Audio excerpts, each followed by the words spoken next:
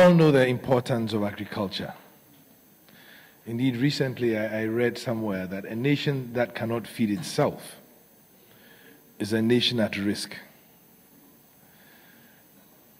And as we stand here, indeed, we do not feed ourselves. I'll give you some stark revelations about agriculture.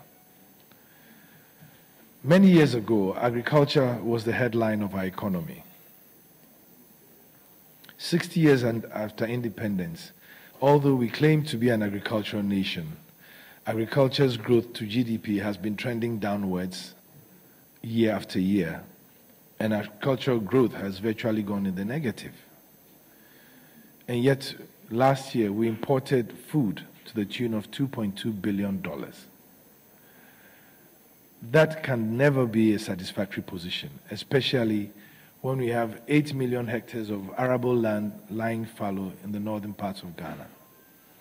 And we have 4 very viable breadbasket areas in Ghana: the northern region, the Accra Plains, the Volta region. They're all there, ready to be farmed, and yet we are importing our food.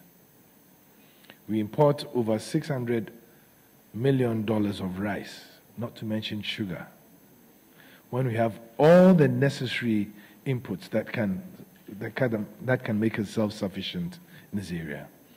But that is not the only reason why we must refocus on agriculture. Almost every bit of research on Africa has stated that for the continent to make it, agriculture must lead the way. And agriculture is almost $1 trillion business in the world today for Africa. And so we need to refocus. But refocusing means that we need to overcome certain challenges that we have. As I started saying, agriculture is important for 3 reasons, really. One is food security. The other is poverty alleviation. Because if truly, as estimated, that about 60% of our population is engaged in agriculture through its value chain, then it means to create wealth, you must focus on agriculture. And you must highlight agriculture in your economic development. The third part of that leg is that through agriculture, we can greatly improve our GDP growth. And so it's important that we refocus once again. And this workshop seminar is one that will bring to the fore a discussion about how do we finance agriculture. I must at this point commend the USAID, FinGap. I know they've been in Ghana, they've been our partners in agriculture. I remember many years back as an investment banker in private equity, going around the country and seeing all these park houses and feeder roads that were actually sponsored and financed by the USAID. And I always used to wonder that, but why aren't we doing it ourselves? I remember going to the north of Ghana and seeing the work that has been put in by JICA and many of the other foreign missions. And I do say that we as Ghanaians need to pick up on that, hold their coattails in this development effort, and actually do what we have to do, feed ourselves. Because if we do not feed ourselves, then we are not a confident nation. And so I think that today we are here to discuss a number of things. I'd like to just, before we get on to business, because we're running late, I would like to focus on some of the 5 key areas that research has found to inhibit agricultural growth in Ghana. And the first, of course, is finance. Access to finance. And as you might all well know, most of our farmers are simple people who are not into massive commercial farming. Most of our farmers are subsistence farmers who only plant to feed themselves and their families, and then whatever is left is sold. But there's every reason to redirect them into commercial farming. For most of them, the finance problem they have is access to credit and insurance. I am happy to say that through initiatives USAID, we are seeing this conference happen, which will highlight the need for finance and how agriculture can be financed.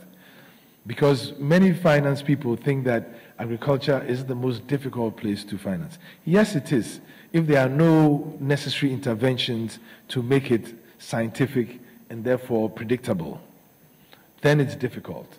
But if you can do the other inputs, then financing agriculture is not as difficult as it should be. I'm also happy to say that we've seen quite a number of investments coming to the microinsurance side of things that will enable our farmers be more confident with some of the things they do. The other transversal area that I would like to speak about is inputs. And by inputs, I mean resources like seeds, having the appropriate seeds that will guarantee you some productivity and production, having fertilizer use, and I dare say once again that our use of fertilizer in this country falls very short of what the expectations are or what the global standards are. I'm told that we use less than 25% of what the average OECD country uses to fertilize its ground. And then the third bit that is lacking is mechanization. Most of our farmers are still relying on the hoe and the cutlass, which can only do so much. But there's everything to show that mechanized agriculture is much more productive than having the sort of agrarian agriculture that we have. The big question is, how do we convert many of these very simple farmers as smallholders to imbibe mechanization as part of their working models? And I'm happy again to say that there are some very innovative innovations in the market, like trotro tractor, where farmers can actually dial for a tractor which they cannot afford to come, do its work. And I think that model is going to be seen across the value chain of agriculture. The third transversal area is infrastructure. Having the connection network such that you can have goods move from farm gate to market. Having the roads and the haulage system to make it efficient, enable the farmer make some living out of his products. Over there, the pressure on feeder roads is a major issue. And I'm happy once again to say that with a significant railway project that is going to be put in place, there will be access and farmers can reach their markets in good time. And then, of course, there's irrigation. And because government recognizes this, it actually put across a new policy called One Village, One Dam. And I think for avoidance of doubt, many of you are already in agriculture. You know what a dam means. A dam doesn't necessarily mean Kosovo. A dam can be a little barrier that will hold water that can be used all year round. This will actually improve productivity for the farmers so they can actually plant all year round and make some money.